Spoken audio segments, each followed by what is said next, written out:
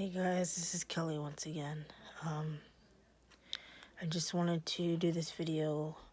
I know I said I wouldn't talk about Feldman no more. I need to get some stuff off my chest. Okay, I was a long supporter of Corey Feldman since the age of 9, maybe even a little younger. I loved that guy so much, and I believed in everything that he said. But early last year, I had had enough. Now, some of you may say, well, why did you stick around for so long if you couldn't tolerate him? Well, I wanted to fight. I wanted to see him fight for protecting kids. I wanted to see him stand up for the kids that were too scared to come forward. I wanted to believe in that, and I wanted to see it happen. Now, the reason why I left Corey Feldman's fan base is because I got sick and tired of him throwing Michael Jackson under the bus, flip-flopping. Should be noted that Michael and Corey were friends for a very short period of time. In 2001, Michael had done his 30th anniversary televised concert. And before the concert took place, one of Michael's people came to him and said, hey, Mike, Corey Feldman's going to do a book, autobiography about himself, and he's going to mention you. And Michael took that as he confronted Feldman, and he said, you know what, I'm hearing that you're going to release your autobiography. Are you going to throw me under the bus? And he said no. And some words were exchanged. Michael cut him off. He didn't send Feldman and his wife, then wife Susie, home. He didn't pay for their way back home. He just kind of left them there, as he got so sick and tired of Feldman being shady and a douchebag. They said, yeah, fuck it, I'm not gonna help you. I'm not, you're not being honest with me. I feel like you're gonna throw me under the bus and treat me like shit. Fuck that, I'm not doing anything for you no more. Fast forward June 2009, Michael passes away. And all of a sudden, Feldman's, so this man is my big brother. This man, I loved him.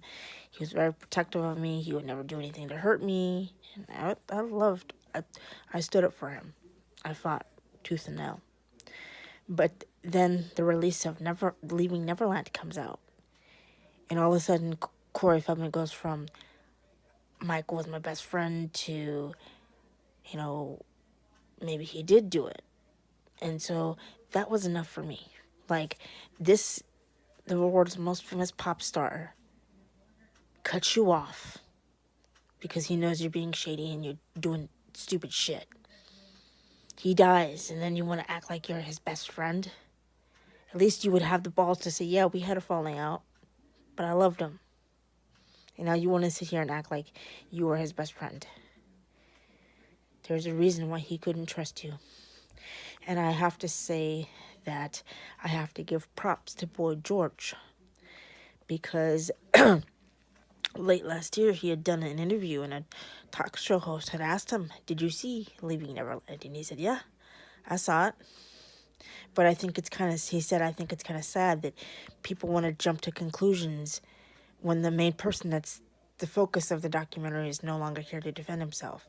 So are we supposed to just take the accuser's words for it, or are we just not going to take into a consideration that the person that's being accused is no longer physically here to defend himself? George basically said that was stupid. Like, we're supposed to take James and Wade's words into consideration, that we're supposed to believe it when it's been debunked time and time again? That doesn't make sense.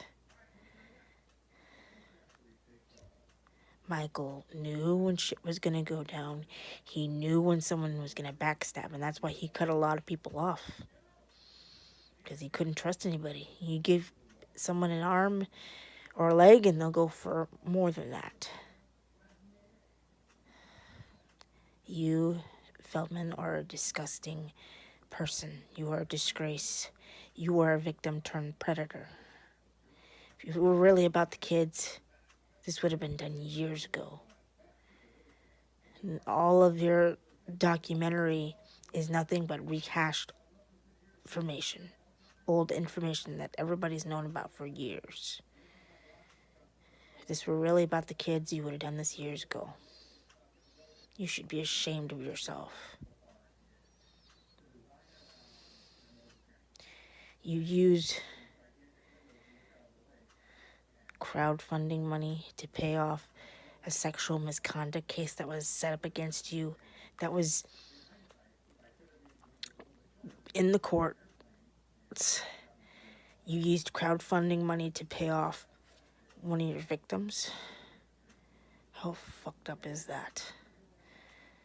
I'm glad I didn't give you any money, because my name would have been added to the list of the class action lawsuit that everybody has. You hurt an MJ fan. You emotionally abused her. You treated her like shit. And now because of how you treated her, she's now a reclusive person. She doesn't want to be seen by anybody. She doesn't want to help nobody because she's afraid somebody's going to take advantage of her. I hope you're proud of yourself, Feldman. I want the rest of the Feldfam to wake up and realize that this man is not everything he claims to be. You used Michael Jackson's death to stay relevant. Even though he didn't give a shit about you, he cut you off completely in 2001. 9 years later, you act like you're his best friend, and you're acting like you were buddy, but you did something to piss him off, and he cut you off completely. You claim that you were friends with Haim, and you treated him like shit too. You threw his mama under the bus when she was the one that gave a shit about her son. She was there for him when he was struggling.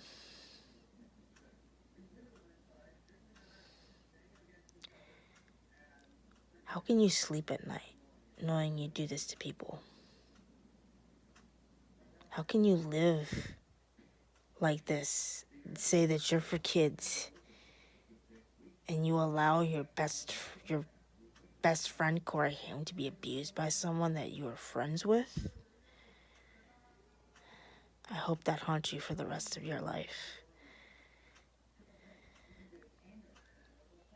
You're a backstabbing prick.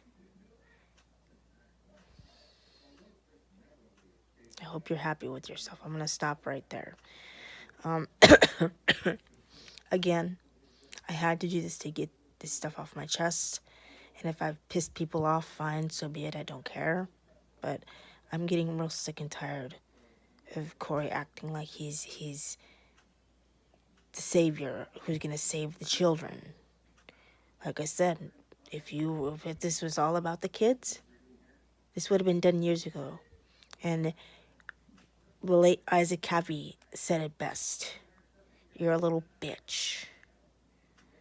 That's what you are, and that's what you'll always be. All right? Thanks.